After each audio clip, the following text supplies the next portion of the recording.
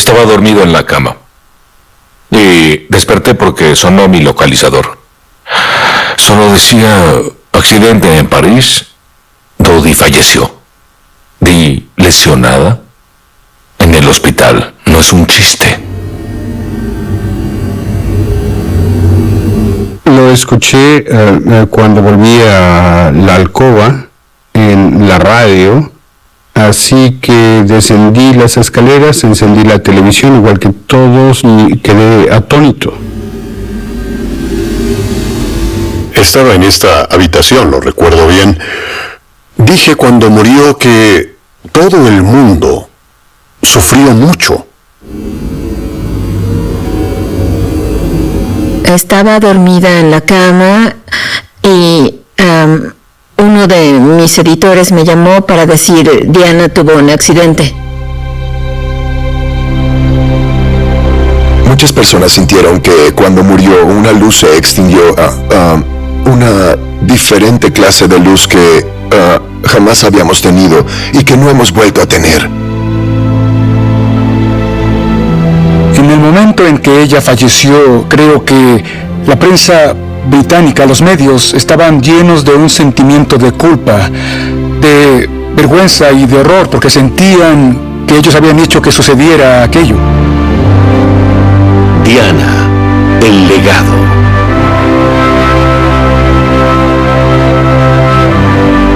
Entré a la oficina, vi el Palacio de Buckingham y las personas, no había luz aún, ya las personas se reunían en el palacio, una multitud en silencio. Y Mary, mi esposa, que estaba muy afectada, me dijo, no los presiones, Jeffrey. Mantén la calma. Sé serio y muy solemne en las entrevistas que hagas. Dije, bien, buen consejo, y luego vio a Tony Blair en televisión, comenzando la mañana. Ella me miró justo cuando me iba y dijo, es imposible que tú los presiones, Jeffrey. Entonces comprendí que Tony Blair cambió las reglas al llamarla la princesa del pueblo y... La consideraban parte del pueblo. Era la princesa del pueblo. Y así es como quedará, como permanecerá en nuestro corazón y pensamiento.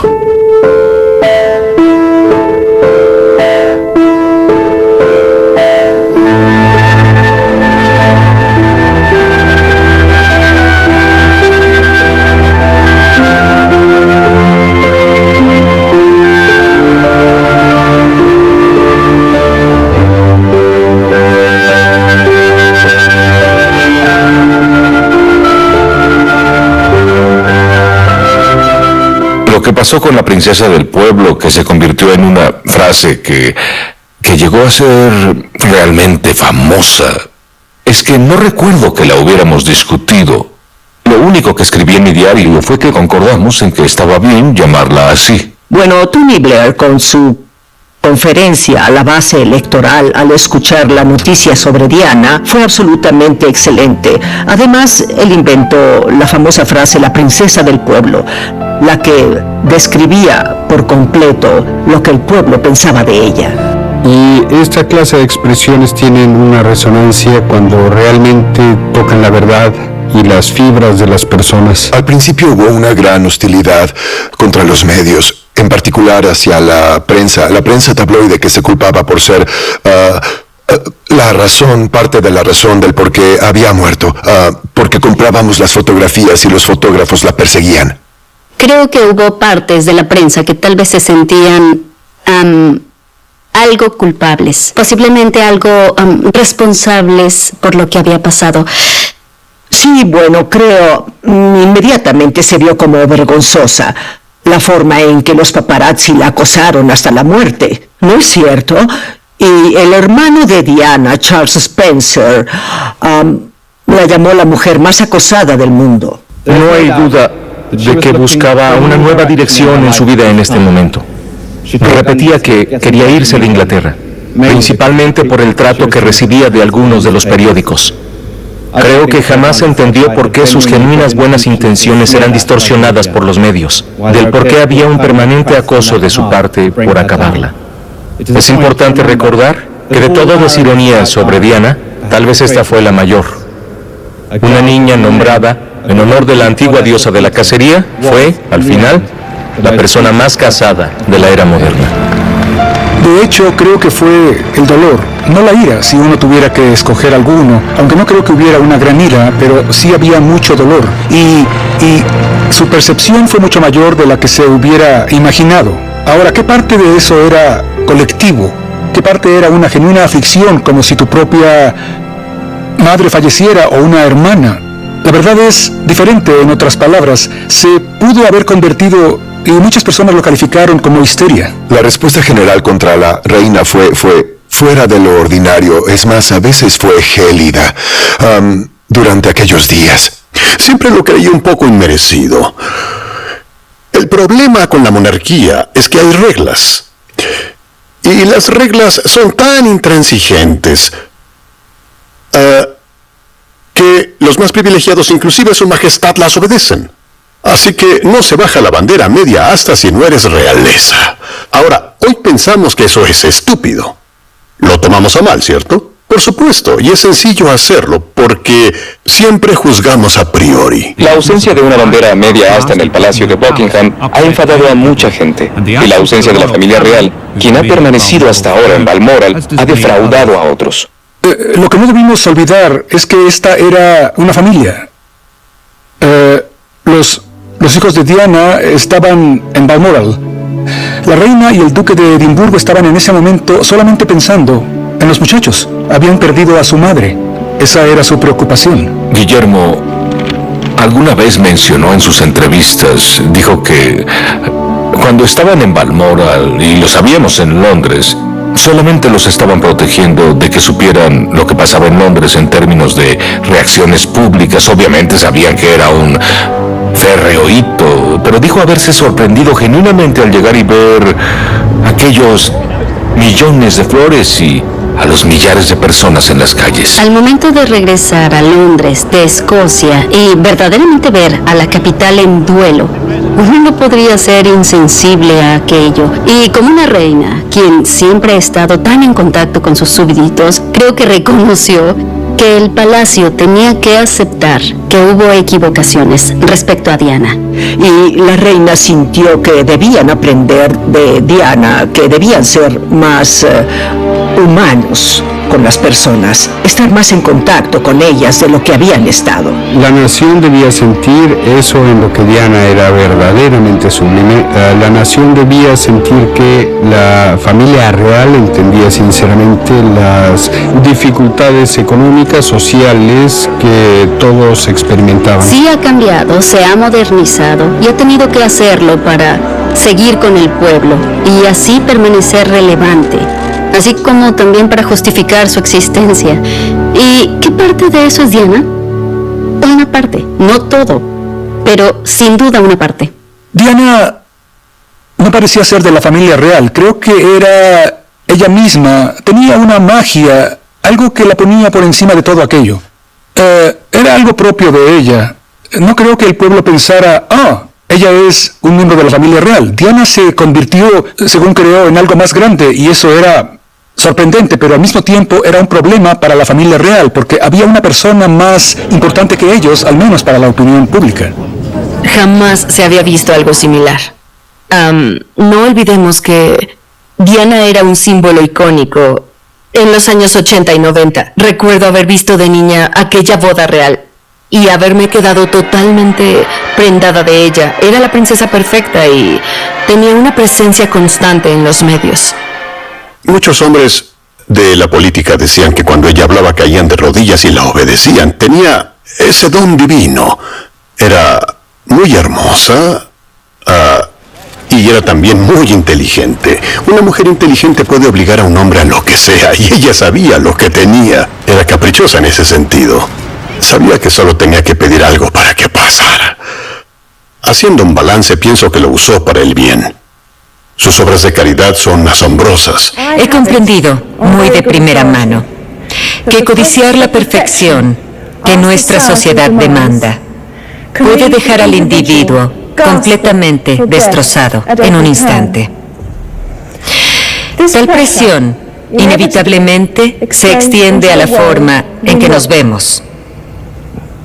Los desórdenes alimenticios, nos refiramos a la anorexia o a la bulimia, desnudan cómo un individuo convierte el alimento para el cuerpo en un insufrible ataque contra él mismo. Y todos sufren, en esencia, un problema más profundo que mera vanidad. Ella era una muy interesante, muy compleja y muy brillante mujer, una mujer muy fuerte, una mujer que trató abiertamente los desórdenes alimenticios y enfermedades nerviosas. Y en cierta forma eso en sí es una importante parte de su legado. Ella apoyó tanto el cambio que deberíamos presentar en público, así como en nuestras conversaciones, pero asimismo facilitó tal cambio. No era muy instruida, pero era muy inteligente. Definitivamente tenía, según considero, una profunda inteligencia emocional, así que comprendía rápidamente a las personas y resolvía las situaciones igual de rápido. Cuando pienso en ella, el mundo quería mirarla y decir: tú tienes la vida perfecta, eres la princesa perfecta del cuento. Eso es maravilloso. Cuando ella decía, bueno, la mayoría de las veces no. De hecho, tengo muchos problemas y creo que entendía lo que las personas sentían por dentro y sus tormentos, ya que ella misma los tenía. Ella tenía una peculiar e intensa empatía por las personas enfermas o que sufrían. Tal vez la desarrolló por la noción de su sufrimiento. Y de alguna forma le atraía el sufrimiento de otras personas y quería resolverlo. Pero eso era algo profundo y personal. La edad de los jóvenes indigentes está descendiendo. Niños de tan solo 11 años se han acercado a Center Point este año. Algunos iban escapando de violencia física y emocional, otros de abuso sexual. De alguna forma, descubrió la manera de entender en realidad lo que ellos sentían. Y eso no es algo que puedas inventar, es algo que tienes. Y lo tenía. Ese peculiar gen fue obviamente transmitido a Guillermo y Enrique, porque ya sea en su trabajo con los veteranos, ya sea con las personas indigentes, las víctimas del SIDA, ellos al igual tienen la más sorprendente habilidad de identificarse con personas que de otra forma no tendrían nada en común con ellos. Y no es una postura falsa, no es algo que se diseñe, es algo genuino. Creo que principalmente viene de su madre, creo que particularmente viene porque ellos vivieron mucho del trabajo de su madre. Me siento muy cercano a Center Point. Es una beneficencia con la que tanto mi padre como mi madre se involucraron. De hecho, cuando mi madre fue benefactora, Enrique y yo tuvimos nuestro primer contacto con Center Point. Yo era más joven, más apuesto y mucho más ingenuo. Sabía que se reirían. Pero me hicieron abrir los ojos al mundo esos jóvenes rostros londinenses. Nuestras visitas con mi madre encendieron un creciente interés por el gran trabajo que la caridad hace por los indigentes. Ese ejemplo de servicio altruista que Center Point representa se quedó conmigo. Y por eso fue la primera beneficencia a la que quise apoyar. Desde que me volví benefactor, tuve el privilegio de haber presenciado, con la mayor de las admiraciones, el gran trabajo de sus voluntarios. Pero no he visto solo eso. El extraordinario valor de muchos jóvenes de Center Point que se han levantado tras vencer insufribles retos en sus vidas. Así que me considero muy privilegiado por conocer a tales individuos y estar en una organización como esta. A ella le agradaba llevar a sus hijos, por ejemplo, a los albergues y exponerlos a cosas que en verdad le importaban, abrirles los ojos desde niños. Creo que les mostró que ellos tenían una gran posición, que les permitía lograr conciencia de tales situaciones, pero asimismo llevar alivio al pueblo y que los vieran haciendo cosas positivas por mejorar su situación. Creo que esa misión obviamente la han cumplido y básicamente es su trabajo hoy en día. Ella era, en muchas formas, una mujer compleja. Podía ser una compañía muy agradable y divertida, en privado, lejos de las cámaras. Pero constantemente se sentía muy presionada. ya fuera por la familia real, ya fuera por la opinión pública y obviamente por los medios.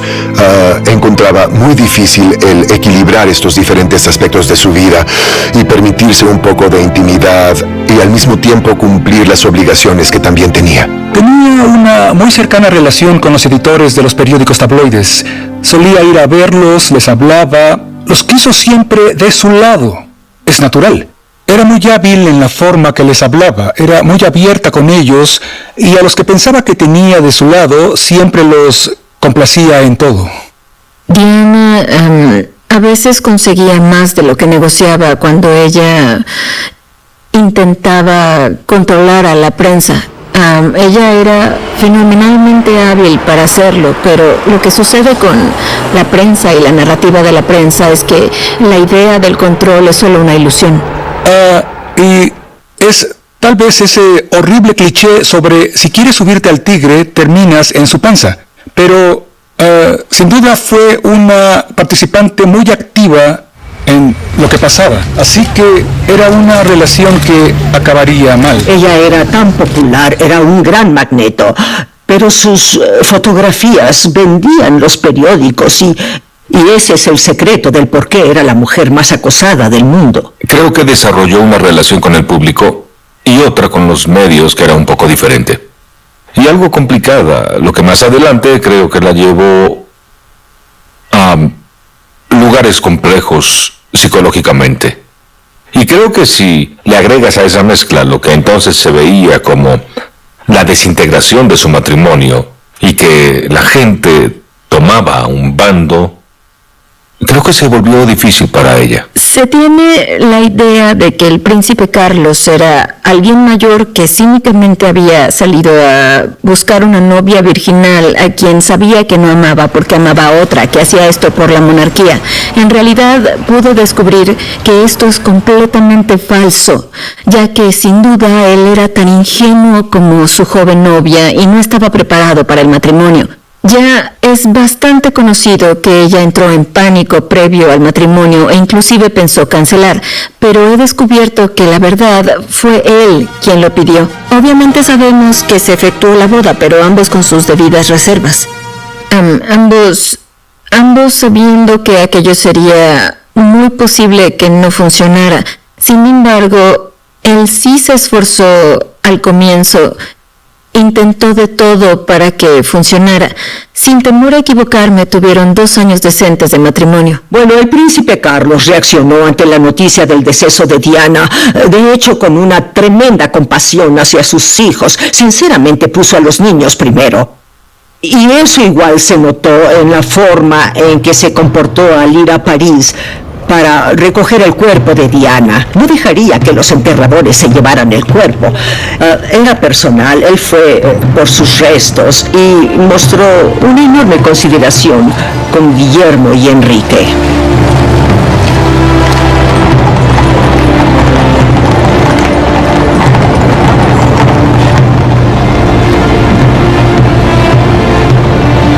Fue conmovedor. Debió ser tan difícil para ellos aquella multitud, el ruido, las flores lanzadas, los llantos y los lamentos, pero lo manejaron majestuosamente. Fue Enrique quien dijo que él había sufrido años de problemas nerviosos que fueron causados por la pérdida de su madre, de experimentar la pérdida de su madre a los 12 años, de haber tenido que caminar detrás del cortejo fúnebre y aceptar su duelo, lo que dice que le costó en realidad por lo menos 20 años hacerlo, que pasó 2 décadas metiendo la cabeza en la tierra. Creo que ella representó una clase de feminidad. Sospecho que tuvo mucha más influencia en las mujeres que en los hombres. Creo que las dificultades que tuvo en su matrimonio, aunque pueden verse como exóticas, debido a quién era su esposo y sus circunstancias particulares. Pero la idea de cómo una mujer que de alguna forma era insegura y tal vez condescendiente y tal vez no tomada en serio, el cómo aquella mujer se reafirma ante los obstáculos y las personas que siempre están juzgando, creo que su triunfo, si hubo alguno en ello, es algo que imagino que muchas mujeres aún hoy pueden ver y decir: así es como una mujer fuerte puede superar las dificultades que se le presenten por la burocracia, por el régimen.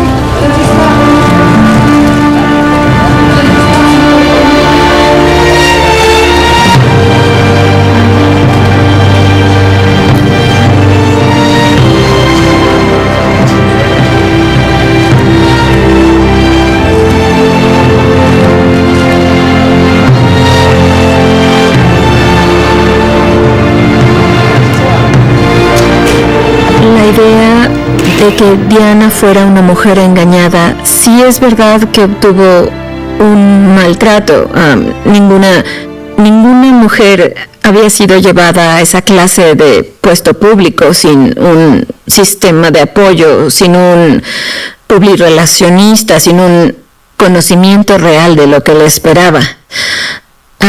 Ella era joven y bastante ingenua, pero rápidamente aprendió a dar según recibía, y ella se convirtió en maestra para manipular a los medios, una habilidad que él jamás consiguió.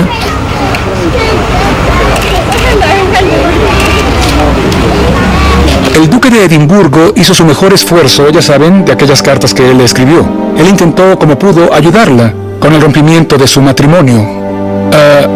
Y creo que en cierta forma no se le podía ayudar. Creo que estaba más allá de aquello, por cómo se sentía. Y, para ser honesto, también hubo personas que no tenían las mejores intenciones, a quienes ella escuchó. Lo que fue trágico. Jamás debió haberse involucrado con los Fayed, pero ya saben, sí lo hizo.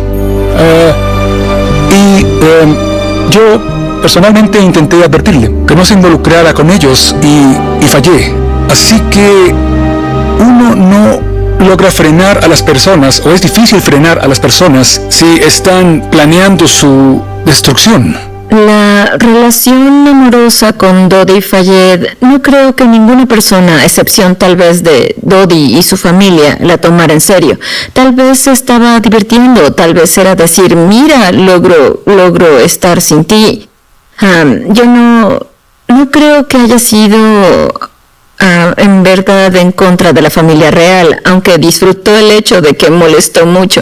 Creo que Diana tal vez sabía perfectamente que a la familia real no iba a gustarle. Tal vez fue una de las razones por las que accedió ir a esas vacaciones en el 97 con los Fayed, porque le habían ofrecido viajar con otras personas, pero decidió ir con Mohamed y su familia. Diana se estaba metiendo en algo que tenía el riesgo potencial de salir bastante mal para ella. Y es claro que al final es justo lo que pasó. No creo que ella en verdad tuviera solucionada su vida personal. Su amorío con Hasnat Khan, el doctor pakistaní, no llegó a nada. Y Dodi Fayed era obviamente un camino sin rumbo. Así que no creo que sucediera mucho en su vida personal. Creo que era más su futuro, su propio futuro, en el tipo de vida que quería tener. Creo que solo esperaba relucir. La verdad es lo que era, lo que tenía. No era legisladora y tampoco política. Aunque a veces los políticos la acusaban de actuar como tal. En particular, y por ejemplo, con los campos minados. Al inicio de su campaña antiminas se le acusó de meterse en cosas que no tenía por qué meterse. A pesar de que abordó el tema de las minas en forma humanitaria, quiso crear conciencia respecto a algo que le preocupaba. Ella se comprometió y fue allá y se puso, ya saben, no justo en la línea de fuego, pero sí caminó por campos minados y le sostuvo la mano a los leprosos. Consoló a personas que estaban muriendo de sida. Puso su dinero donde sus palabras, por así decirlo. Y hoy en día hay todo tipo de celebridades y figuras públicas siguiendo sus pasos. Tenemos a Angelina Jolie, a George Clooney, a David Beckham, también a Madonna, que hacen grandes obras de caridad y usan su elevado estatus para jalar los reflectores a esas cosas. No olvidemos que cuando Diana lo hacía estaba rompiendo el molde, estaba pisando terrenos desconocidos para un miembro de la familia real. Creo que Diana era extraordinaria y que nunca fue clasista. No estaba obsesionada con los millonarios, como lamento que hoy las personas parecen creer que la fortuna es lo más importante de todo. Así no era Diana, para nada. Pensaba que la humanidad y las personas que eran quienes debían ser era lo más importante. Las causas a las que ella apoyó solían parecer de mala reputación, pero miren el progreso que obtuvo con el VIH-Sida y una de las primeras cosas que el gobierno laborista hizo fue acabar con los campos minados. Ella se adelantó a su época. Fue muy activa como humanitaria. No pienso que la familia real hubiera visto algo siquiera cercano. El tratado que se firmó antes de su muerte tiene básicamente escrito la abolición de las minas antipersonales, y es una causa que ahora Enrique continúa para que no haya ni una más para el 2025. No hay duda alguna de los grandes avances que hemos logrado en estos 20 años.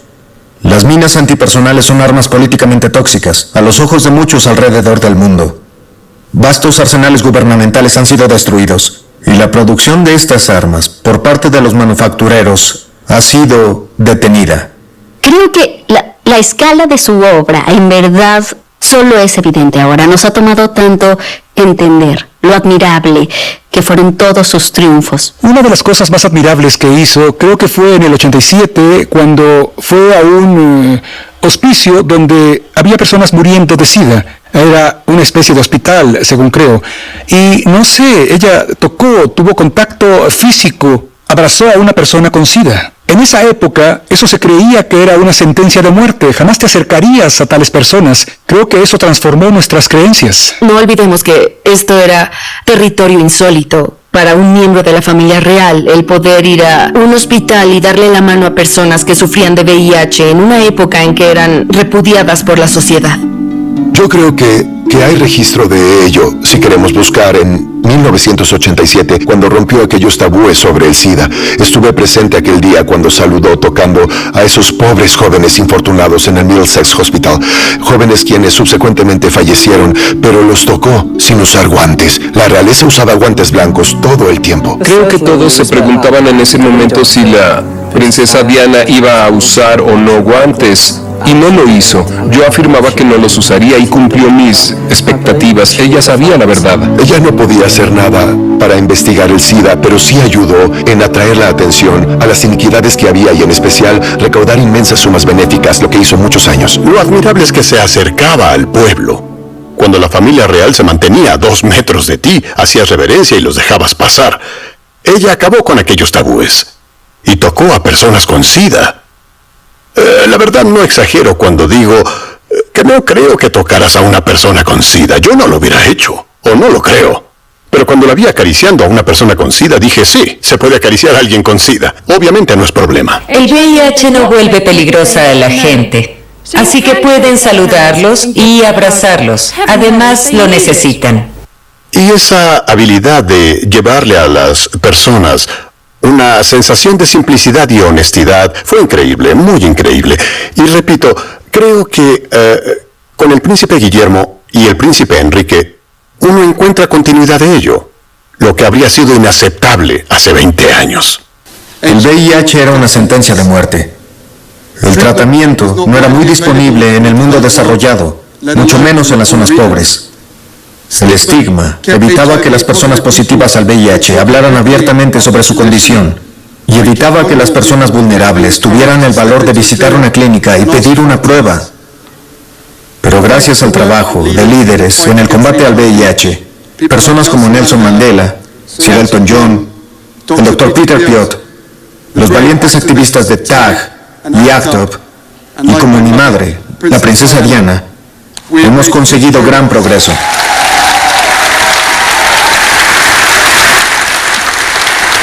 Guillermo y Enrique han tenido que lidiar con una imagen de su madre plasmada en la prensa, de la que no tienen el menor control. Ya sean sus ex amantes vendiendo cartas, personas recordando sus experiencias de aquella época con Diana, de trabajar con Diana, de amar a Diana, sin importar qué pasara.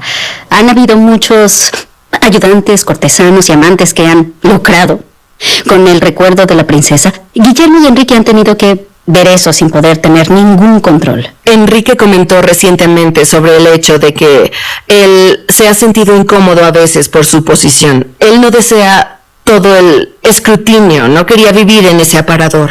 Pero ellos entienden su poder y entienden que tienen una gran plataforma con la que consiguen comunicar su mensaje y que pueden ser usados como armas diplomáticas, por así decirlo. Ellos pueden alcanzar audiencias mucho más grandes que tal vez otras celebridades.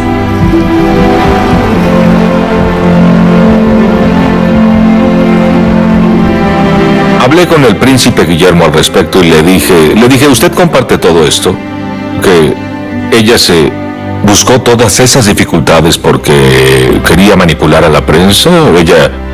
Él dijo, solo creo, la palabra que usó fue de travesuras. Sé que hizo algunas travesuras, pero él piensa que ella estaba bastante aislada, muy vulnerable, no muy bien protegida, una vez que el matrimonio comenzó a colapsar. Sí, dijo eso. Creo que fue muy conmovedor la forma en que dijo que que él se sentía muy triste porque sabía que ese hubiera sido el rol que él y Enrique habrían tenido de haber sido mayores. Que de hecho, si ellos hubiesen sido adultos, habrían estado acostumbrados a una existencia de aparador y que habrían podido protegerla mejor de lo que ella jamás pudo. Creo que ellos piensan que a ella la usaron y la explotaron. Debo decir que creo que han sido muy benévolos, considerando que su madre fue prácticamente perseguida hasta la muerte. Y creo que la forma en que se comportan, la generosidad y compasión que han mostrado, es muy asombrosa. Ella fue, en cierto modo, destructiva para la familia real, no de forma deliberada ni directa, porque ella era monarquista, pero fue claro que su principal intención fue asegurarse que el príncipe de Gales jamás fuera rey. Y mucho de lo que hizo en términos de su publicidad y la ayuda que le dio a ciertos periodistas y biógrafos fue para intentar evitar que eso pudiera pasar.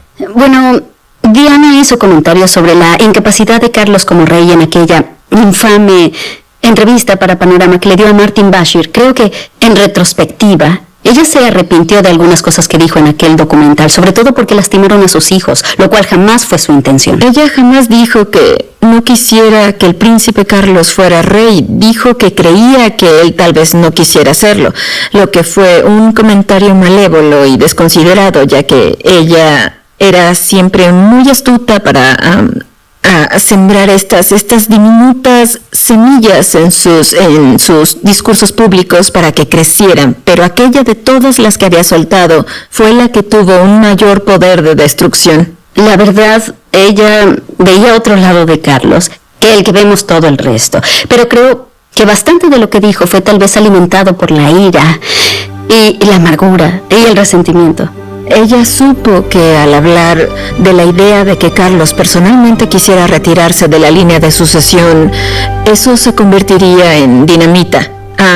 Yo no creo que ella pudiera haberlo planeado en términos de lo que ella hubiera deseado, porque ninguna madre jamás querría para su primogénito que fuera el heredero a la corona tan joven. Pero seguramente entendió que era algo que podría dañar a Carlos considerablemente y lo hizo. Lleva refutando esa idea desde entonces, la de que él no quiere subir al trono. Es interesante cuánto ha cambiado Carlos. En 1997 no era una figura popular, se le veía como el hombre que inexplicablemente había elegido el distanciarse personalmente de aquella inmensamente bella, vulnerable y todavía joven mujer.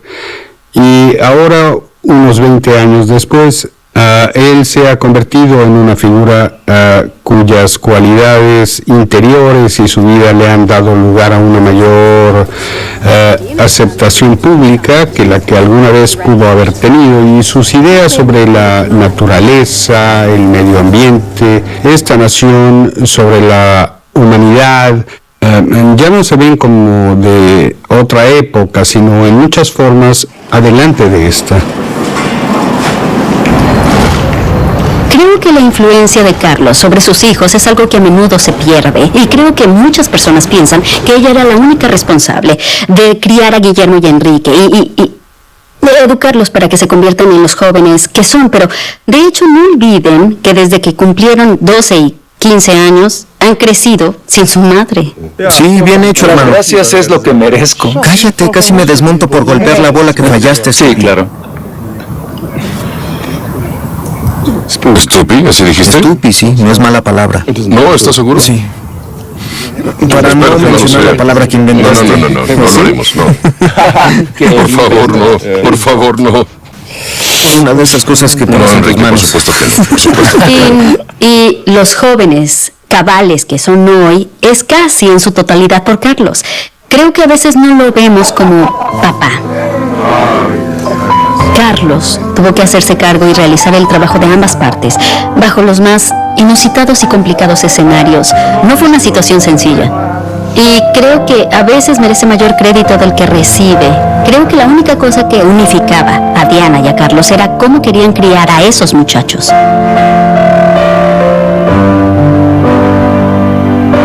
Obviamente Diana era muy hermosa, eso siempre ayuda.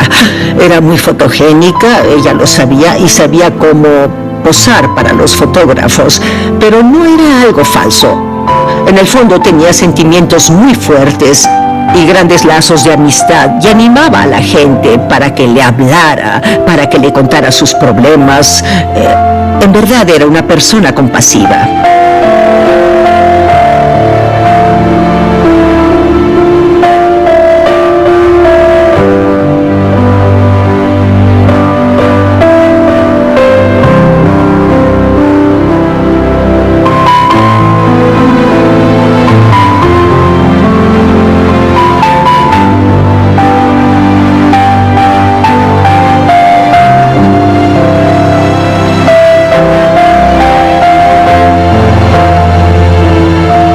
Que si pensamos en las fotografías que recuerda la gente, vaya, hay millones de fotografías de la princesa Diana, pero hay un par de fotografías.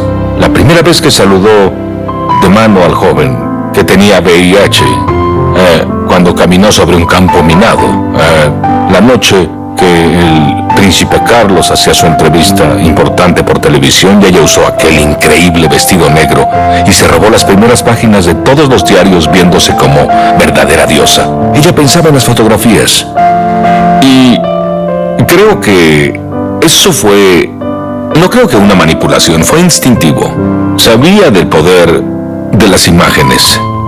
Usó el poder de las mismas para crear esta sensación de una persona empática.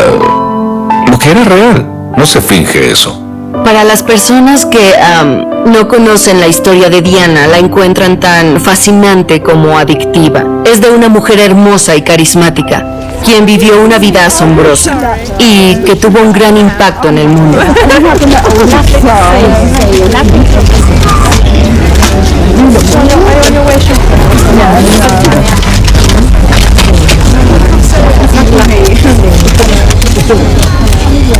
Las personas que recién están llegando a los 20 años quieren saber más sobre ella, quieren escuchar sobre su vida y su legado y descubrir por qué hubo tanto alboroto. Es muy difícil para ellos imaginar que previo a la era de las Kardashian hubiera una mujer tan famosa en una época donde no había redes sociales. Ella fue uno de los primeros grandes íconos de nuestro tiempo. Creo que la muerte de la princesa Diana hizo que las personas pensaran que la familia real era anticuada. Ahora es frecuente que la reina tome el té con la servidumbre en una sala en lugar de hacerlo en su despacho. Eso es en cierto nivel, pero es claro que han habido otros cambios.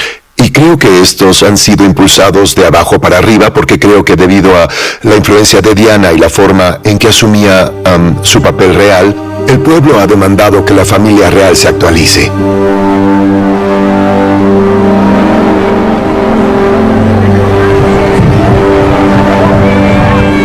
Si me preguntan que si la familia real moderna es muy diferente a la de hace 2 décadas, es diferente. En una época donde la mayoría de las instituciones se han desplomado debido a su reputación, ya sea los bancos, ya sea el parlamento, los políticos más que otros, ya sean las estrellas deportivas, la monarquía me parece que sobrevive.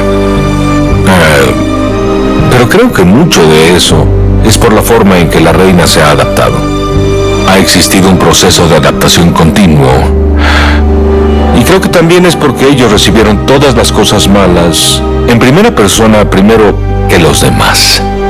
Pero creo que la combinación de cuando la reina declaró el annus horribilis y luego Diana muere, Diana fallece y aquellos momentos durante esa semana cuando todo el mundo se sentía muy vulnerable, agitado y superaron aquella semana y luego creo que se adaptaron después de eso. Solo un poco, no demasiado, pero lo suficiente para estar en un mejor lugar.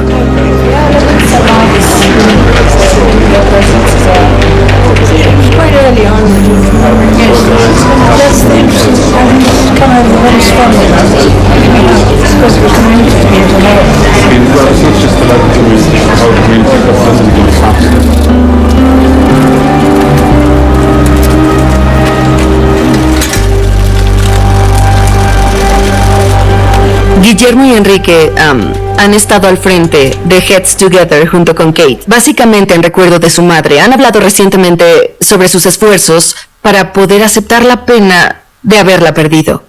Guillermo ha hablado sobre que él aún lo siente bastante impactante, aunque lleva compartiéndolo más de 20 años.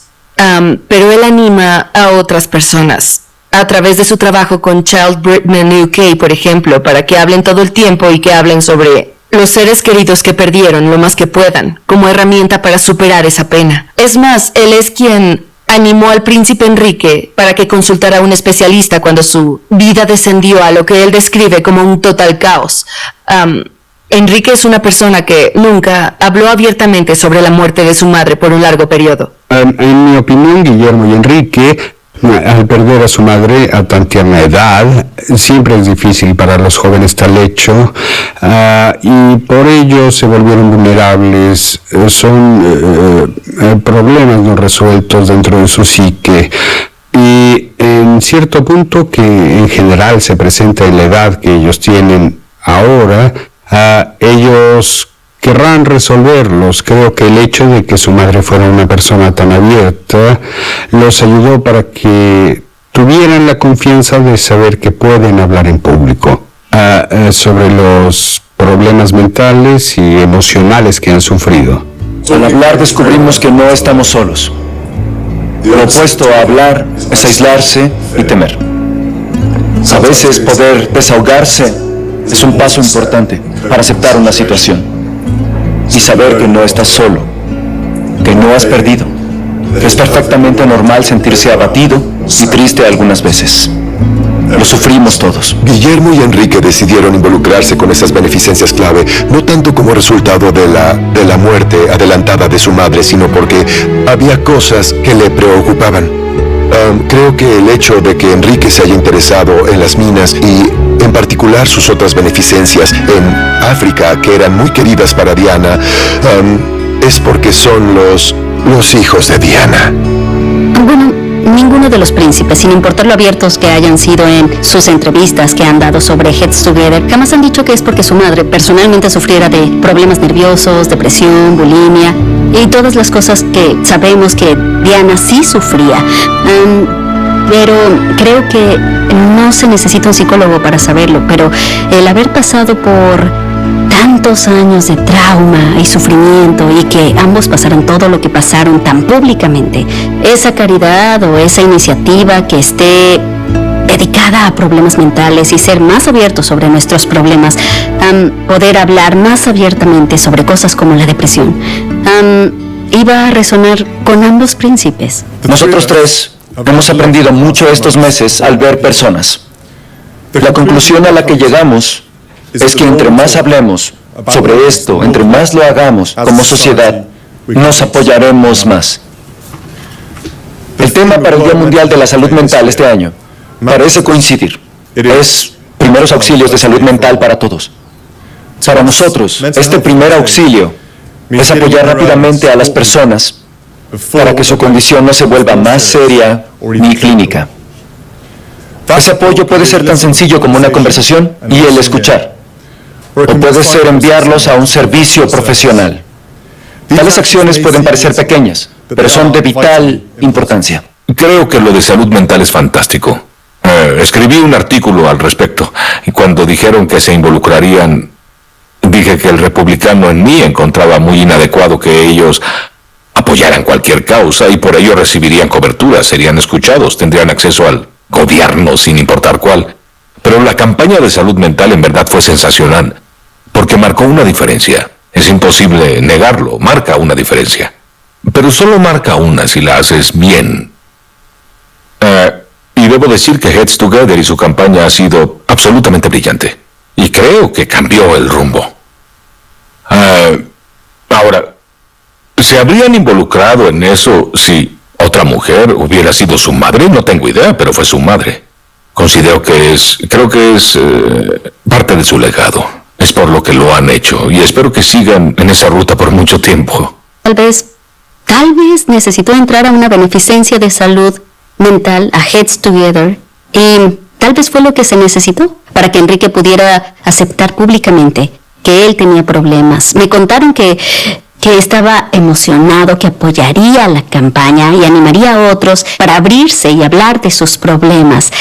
Y entendió que debía abrirse y ser honesto en el proceso. Y lo hizo, y al hacerlo fue muy valiente. Guillermo, Catherine y yo iniciamos esta campaña porque vimos el temor al juicio, estigma y los grandes prejuicios por los que muchas personas se callaban sus enfermedades mentales. Y vimos que este miedo por hablar de este problema provocaba que la situación creciera fuera de control. ¿Cómo es que para la mayoría, la primera vez que se habla de salud mental es cuando están sufriendo?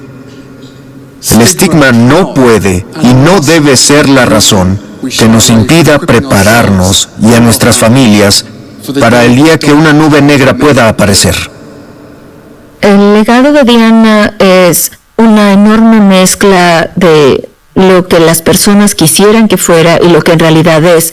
Lo que las personas quieren que sea es sobre inteligencia emocional, es sobre modernidad. Lo que en realidad es en verdad una cosa más grande sobre una mujer compleja en el ojo público y una mujer que fue tan icónica, tan famosa, que siempre permanecerá con nosotros por siglos, considero. Bueno, creo que lo importante de esto es que brindó un hermoso ejemplo de compasión, de verdadera compasión.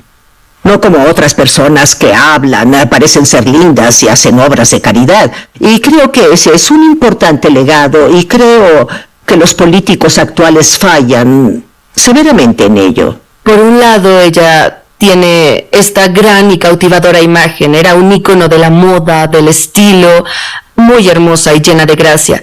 Pero creo que tal vez su compasión en verdad es lo que ha resistido la prueba del tiempo. Las personas siempre la recuerdan con aquella presencia. Entraba en un salón y lo iluminaba. Siempre comentaban al respecto.